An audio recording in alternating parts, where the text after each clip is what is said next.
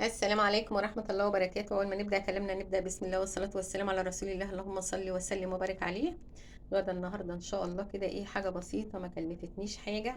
ده يا جماعة ربع كيلو فول. الكيلو ب40 جنيه، يعني الربع ب10 جنيه. أنا جايبة نص كيلو ب20، أخدت منه ربع بالمعيار اللي هو بتاع العلبة بتاعت النسلة دي، حليب النسلة اللي هو المحلى. تمام تمام. ربع كيلو ب10 جنيه.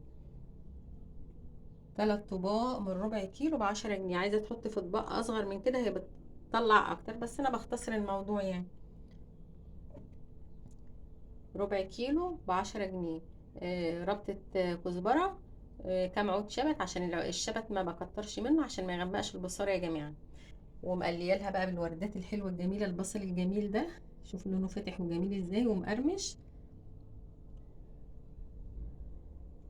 مع الطماطم المخللة، البصارة يعني طماطم مخللة وبصل أخضر، بصراحة هما اللي بيقولوا عليها جدا. الطماطم المخللة دي بسيطة.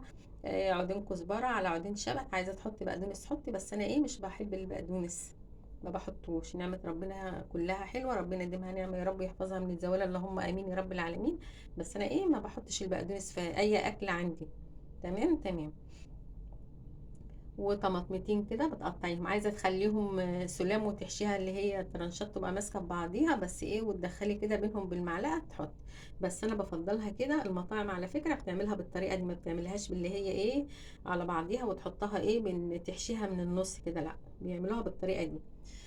وحبه ملح وحبه شطه وحبه كمون وفصين توم، وبضربهم في الكبه، وبحط عليهم حبة خل والزيت بقى بمعلقة الأكل، معلقة زيت واحدة.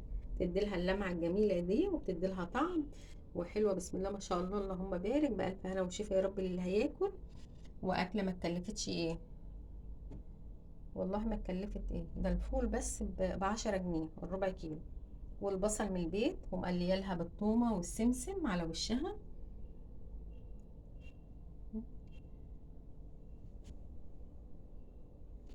ريحتها تحفة والله يا جماعة. والطماطم المخللة دي جميلة وطريقتها جميلة. واللي بيفيض، انا مش برمي الطماطم اللي بتفيض يا جماعه، بحطها في علبه كده وبغطا محكم وبحطها في التلاجة، بحطها جنب اي اكله تانية بتتاكل. بتتاكل جنب فول، جنب طعميه، جنب اي حاجه، ما بتقولش لا. جنب بطاطس محمره مع البصل الاخضر بقى الجميل ده، بجيبه بقشره وبغسله. ولو فاض حاجه منه برضو ما برميهاش، بحطها في كيسه وبحطها في التلاجة. وبألف هنا وشفا يا رب للي هياكل. والله واكله يعني، ده اتكلفت ايه، ده بتاع حوالي 20 جنيه. والله اقل من 20 جنيه يا جماعه.